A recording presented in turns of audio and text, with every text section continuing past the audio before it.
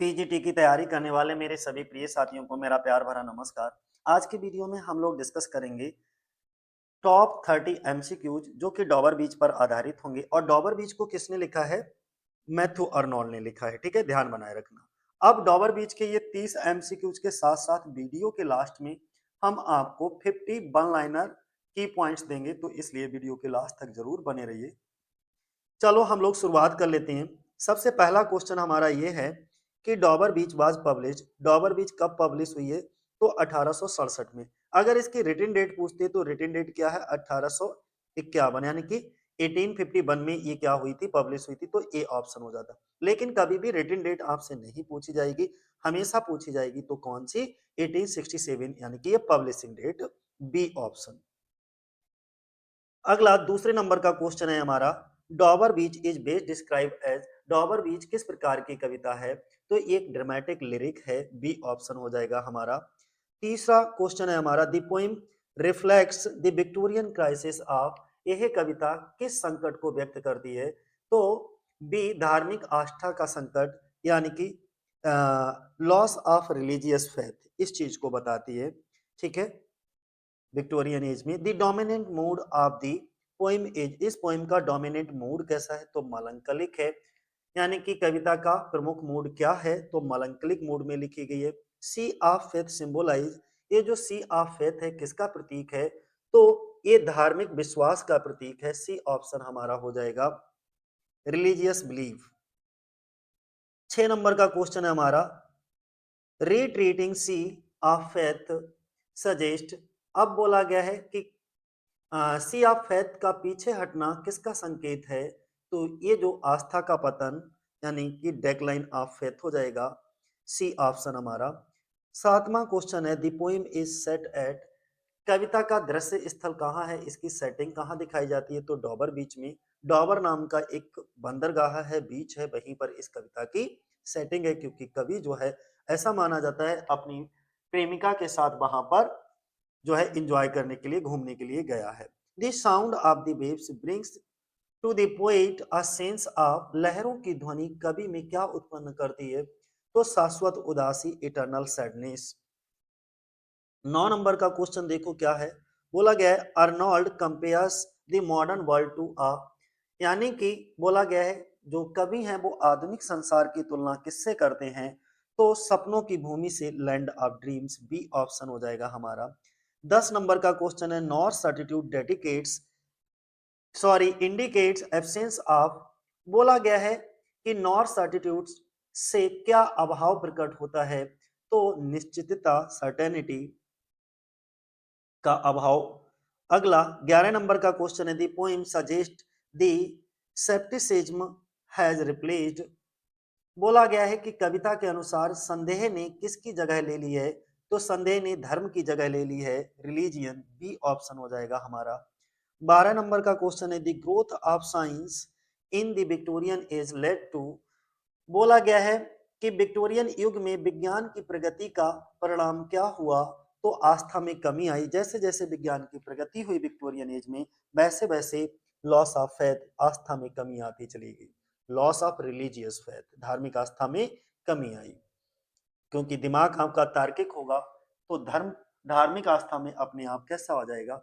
विश्वास कम हो जाएगा। The structure of the poem is, कविता की संरचना कैसी है? तो इरेगुलर विद बैरिंग राइम दिखाया गया है, इरेगुलर है और बैरिंग राइम है, यानी कि अनियमित तुक योजना है इसमें कोई। 14 नंबर का क्वेश्चन देखो क्या है, बोला गया है the tone of the final stanza, जो फाइनल स्टेंजा है लास्ट का, उसकी टोन कैसी है? ठीक है, आप उसका टोन बता दीजिए। तो उसका टोन निराशा के बीच प्रेम में आशा, यानी कि despairing yet hopeful in love, निराश तो हैं लेकिन फिर भी प्रेम में उम्मीद है। 15 नंबर का question, the poet seeks consolation in, कवि सांत्वना कहाँ खोजता है? तो सच्चे प्रेम में, ट्रू लव में सांत्वना खोजता है।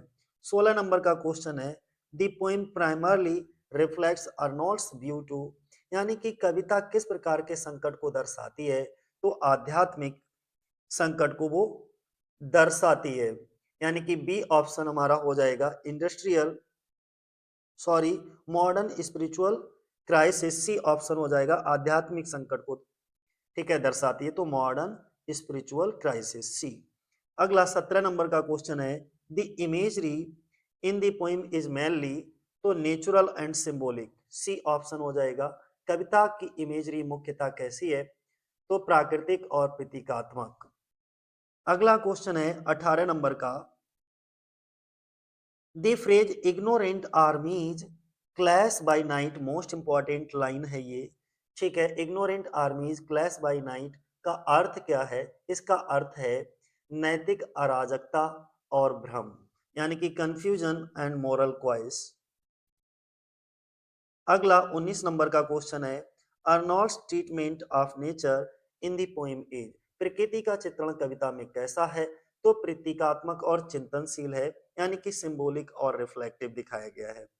20 नंबर का क्वेश्चन है, the poem reflects which major Victorian influence, कविता पर किस विचारधारा का प्रभाव है, तो कविता पर डार्विनवाद, यानी कि डार्विनियन थॉट, डार्विनवाद जिसे हम कहते हैं, इस विचारधारा का प्रभाव है। कविता किसे संबोधित है, तो Dover Beach is address to the poet's beloved, उसकी बिलव्ड यानी कि वाइफ या बिलव्ड कह सकते हो, ठीक है। ये जो कविता है वो किसको, उसकी पत्नी या आप उसकी प्रेयसी यानी कि प्रेमिका को संबोधित है। 22 नंबर का क्वेश्चन है, the world in the poem lacks, कविता के अनुसार संसार में किसका अभाव है, तो संसार में शांति और आनंद का अभाव है, कहीं पर भी आपको शांति और जॉय नहीं मिलेगा। अगला बोला गया, the poem combines elements of, कविता में किन तत्वों का मिश्रण है, तो एलेजी और लिरिक दोनों का, ए ऑप्शन हो जाएगा हमारा। अगला 24 नंबर की बात करें, the emotional appeal of the poem is mainly, कविता की अपील मुख्यतः किस प्रकार की है, तो कविता की अपील नैतिक और आध्यात्मिक है, मोरल और स्पिरिचुअल, सी ऑप्शन हमारा हो जाएगा। 25 नंबर पे, Arnold is known as a major poet of the, Matthew Arnold किस युग के प्रमुख कवि हैं, तो वो विक्टोरियन युग के प्रमुख कवि हैं, बी ऑप्शन हो जाएगा हमारा, विक्टोरियन एज। अगला 26 नंबर का क्वेश्चन है हमारा, the poem's philosophy can best be describe as, कविता की दार्शनिक प्रवृत्ति क्या है, तो यथार्थवादी और निराशावाद, यानी कि पेसिमिस्टिक रिलीज्म।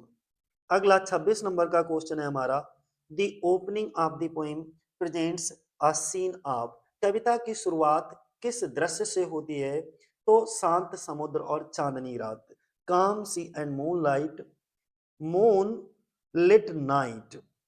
28 नंबर का क्वेश्चन है, the sound imagery of waves symbolises, लहरों की ध्वनि किसका प्रतीक है, मानव पीड़ा, ह्यूमन मिजरी, सी। अगला, Arnold's solution to the crisis of faith is, बोला गया है कि आस्था के संकट का समाधान क्या बताया गया है, तो व्यक्तिगत प्रेम और निष्ठा, पर्सनल लव एंड फाइडेलिटी।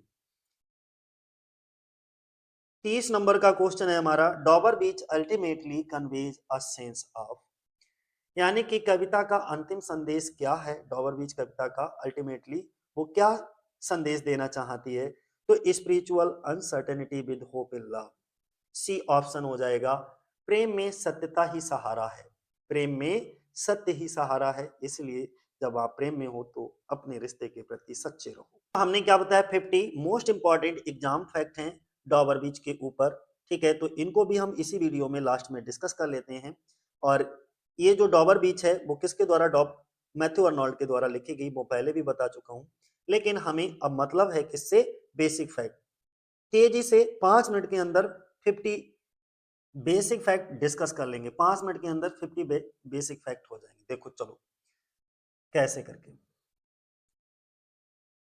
सबसे पहले हम ये 6 देखेंगे। देखो, डॉबर बीच कब लिखी गई, 1851 में, पब्लिश कब हुई, 1867 में, किसमें, न्यू पोइम्स में। ये क्या है, एक ड्रामेटिक लिरिक है, साथ ही साथ इलेजी भी है, ठीक है। अगला, it reflect the Victorian crisis of faith, इसमें क्या रिफ्लेक्ट किया जाता है, विक्टोरियन क्राइसिस, यानी कि ये विक्टोरियन समय के विश्वास के संकट को दिखाता है। अगला, the poem set at Dover Beach in England, इस पोइम की सेटिंग कहाँ दिखाई गई है, इंग्लैंड के डॉबर नामक बीच पर। अगला, it is straight address to the poet's beloved his wife. ये कविता जो है क्या मैथ्यू आर्नोल्ड ने अपनी पत्नी या अपनी प्रेमिका के लिए एड्रेस किया है। अगला, the poem has 4 unequal stanzas. इस पोइम के अंदर 4 स्टेंजा की ये पोइम है जो कि अनइक्वल है। अगला, राइम स्कीम इसकी इरेगुलर है। टोन इसकी मलंकलिक एंड इलेजिक है। अगला, अब हम इसकी थीम्स देख लेते हैं कि कौन कौन सी हमारी थीम्स हो सकती हैं। देखो, थीम्स में ये इतनी थीम्स ये हो जाएंगी। जैसे पहली थीम क्या हो सकती है, loss of religious faith, important है। दूसरी, it shows the impact of science and materialism. तीसरी, इट प्रेजेंट्स स्पिरिचुअल आइसोलेशन। चौथी, इसके बाद next, it expresses modern scepticism, contrast appearance versus reality.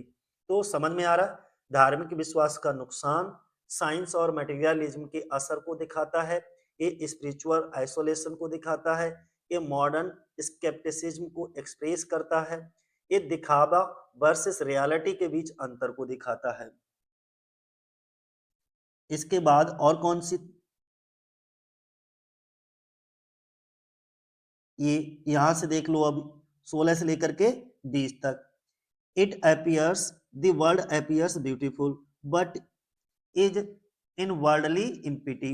Religion is shown as declining. Love is presented as the only consolation. The poem expresses moral and spiritual anxiety. It reflects the uncertainty of the modern age. मतलब क्या हुआ भाई, दुनिया सुंदर दिखती है लेकिन अंदर से खाली है। कर्म को यानी कि धर्म को कम होते हुए दिखाया गया है। प्यार को एकमात्र दिलासा के तौर पर दिखाया गया है। कविता नैतिक और आध्यात्मिक चिंता दिखाती है। ये आज के जमाने की अनिश्चितता को दिखाती है। अब हम सिंबल्स और इमेजरी की बात करेंगे, यहां से लेके यहां तक। ठीक है, सिंबल्स और इमेजरी में क्या है, देखो, पहला, सी ऑफ फैथ किसको सिंबल करता है, रिलीजियस बिलीफ को। सी ऑफ फैथ किसको, रिलीजियस बिलीफ को। रिट्रीटिंग सी किसको रिप्रेजेंट करता है, डेक्लाइन ऑफ फेथ को। Calm sea at a beginning contrast with the inner sadness. शुरुआत में शांत समुद्र के अंदर की उदासी के उलट है। लहरों की आवाज हमेशा बने रहने वाले इंसानी दुख का इशारा करती है। The sound of wave suggest eternal human misery. Land of dreams का मतलब इल्यूजन है। नार सर्टिट्यूड का मतलब अब्सेंस ऑफ सर्टेनिटी का है। अभी और भी हैं सिंबल इस पोइम के, ये सभी सिंबल्स ही हैं। अगला, ignorant armies clash by night, ये किसको, कंफ्यूजन एंड क्वाइस का। सी इमेजरी क्रिएट करती है musical effect. C imagery creates musical effect. The poem uses visual and auditory imagery. Nature is symbolic not merely decorative. अब स्टाइल और टेक्निक, कुछ भी आपका बचेगा ही नहीं, थोड़ा सा बस क्लियर कर लेना इसको, ठीक है। Blank verse with variation, enjambment का यूज किया गया है। Diction is simple yet philosophical. It has a conversational tone in places. The poem begins with the peaceful scene and ends in tension. Arnold uses classical restraint. इसके बाद contains reflective meditation, dramatic intensity. Language is emotional but controlled. The effective, it reflects Arnold intellectual temperament. अब Victorian context में देखो क्या बोला गया है, बोला गया है the poem reflect the influence of Darwinian science. It shows the effect of industrial and scientific progress. It represents the Victorian doubt and uncertainty. Religion was being questioned in the 19th century. Trade and materialism weakened spiritual values. Poem shows the conflict between faith and reason. It expresses pessimistic realism. अब देखो इसको अच्छा हम थोड़ा सा हिंदी में भी, कविता जो है वो डार्विनियन साइंस के असर को दिखाती है, ये इंडस्ट्रियल और साइंटिफिक प्रोग्रेस का असर दिखाती है, ये विक्टोरियन शक और अनिश्चितता को दर्शाती है। 19वीं सदी में धर्म पर सवाल उठाए जा रहे थे। ट्रेड और मटेरियलिज्म के स्पिरिचुअल वैल्यूज को कमजोर कर दिया था। और ये लास्ट के भी देख लो फटाफट। पेसिमिस्टिक रियलिज्म, ठीक है, कविता आस्था और तर्क के बीच टकराव को दर्शाती है। इसमें निराशावादी रियलिज्म को दिखाया गया है। इसे एक बड़ी विक्टोरियन कविता माना जाता है। यह नैतिक स्थिरता के लिए अर्नोल्ड की चिंता को दिखाती है। आखिरी मैसेज, एक बेवफा दुनिया में प्यार में सच्चे रहें। ये दुनिया बड़ी बेवफा है, लेकिन आप जिससे भी प्यार करो उसके प्रति आप सच्चे रहो। बस ये आखिरी मैसेज है, be true in love in a faithful world, faithless world. ये दुनिया फेथलेस है, but be true in love, लेकिन हम जिसके साथ भी प्रेम में हैं, प्यार में हैं, उसके प्रति कैसे रहें, ट्रू रहें। ठीक है, तो आज के लिए इतना ही। जय हिंद, जय भारत साथियों।